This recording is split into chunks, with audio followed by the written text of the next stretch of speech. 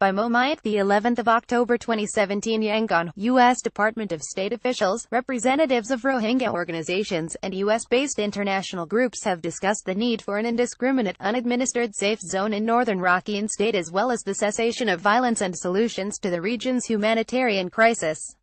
One of the meeting's attendees, Waqar ad-Din, posted 2 pictures and a summary of the meeting on Facebook. Waqar ad-Din is chairman and director general of the Arakan Rohingya Union (ARU), an umbrella organization representing dozens of self-identifying Rohingya groups. International Campaign for the Rohingya (ICR), also one of the participants, posted on Facebook its representatives had met with U.S. officials, including Deputy Assistant Secretary for Southeast Asia W. Patrick Murphy, and discussed sanctioning Burmese army leaders and business interests. ICR stated that Murphy, who visited northern Rakhine in late September, was working with other agencies to address the Rakhine crisis and that he said in terms of sanctions everything is under consideration.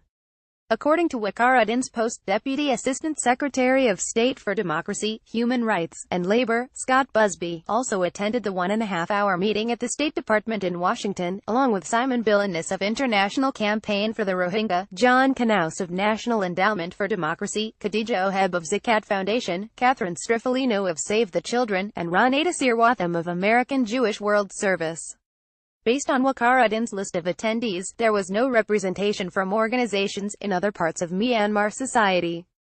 The meeting covered a range of issues, including the repatriation process of more than 500,000 Muslims and a smaller number of Hindus who fled an army crackdown in northern Rakhine State after militant group Arakan Rohingya Salvation Army (ARSA) attacked 30 police outposts on August 25. Ways in which the U.S. government is encouraging its Myanmar counterpart to stop the violence from security forces and locals in Rakhine against Muslims were shared during the meeting, wrote Waqar ad-Din. The implementation of former UN Secretary-General Kofi Annan's recommendations in Rakhine and public security issues were also discussed. Waqar ad-Din previously met with Murphy and other U.S. officials following militant attacks on police outposts in the region on October 25. Born in Rakhine's troubled Mongda Township, Waqar ad-Din graduated from Yizin Agricultural University Yale based in what became Myanmar's capital Naypyidaw and left Myanmar for the United States in 1970, where he earned a Ph.D. and currently works as a professor at Pennsylvania State University. Waqar ad-Din is also chairman and founder of the Burmese Rohingya Association of North America (BRANA). His other organization, the ARU, was established after a conference for the self-identifying Rohingya at the Organization of Islamic Cooperation (OIC) headquarters in Saudi Arabia in May 2011 in order to achieve rights for the community in Rakhine. Communal riots between Arakanese Buddhists and self-identifying Rohingya Muslims rocked the state the following year. ARU's mission statement notes it was formed on the agreed principles of an indivisible Arakan state within the territorial integrity of the Union of Myanmar, through seeking peaceful coexistence, democracy and human rights, and federalism. ARU seeks a political solution to the issues faced by the Rohingya ethnic minority, according to its statement, using a term for the community strongly opposed by most in Myanmar. It does this, the statement reads, in order to reclaim citizenships and restore political, social, economic, cultural, educational and human rights. Waqar ad-Din has been close to international organizations over the past years, as well as high-profile Western bureaucrats and diplomats.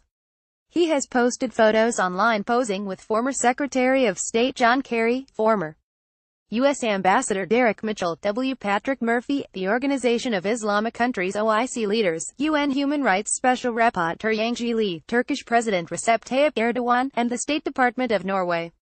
He has posted descriptions of his activities on Twitter and Facebook, and also attended the UN General Assembly held earlier this year. Whenever Waqar ad-Din speaks to the media, he never hesitates to use controversial words such as genocide and ethnic cleansing to describe the actions of the Myanmar army in Rakhine. He uses the terms ethnic minority Rohingya and even sometimes indigenous people in an attempt to shape the Rohingya as an ethnic minority of Myanmar on the international stage. He urged the UN, OIC and other superpower countries to intervene when it came to the self-identifying Rohingya crisis.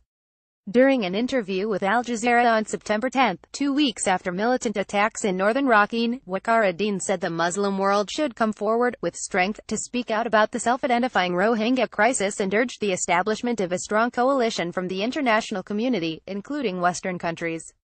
The Security Council should be a force to consider demilitarization in northern Rakhine State and send a UN peacekeeping force like Lebanon, like Africa, and OIC countries just like Pakistan and Saudi Arabia, and they should ask China and Russia not to block the vote to intervene in Myanmar at UN Security Council. Waqar ad-Din was unavailable for comment at the time of this report.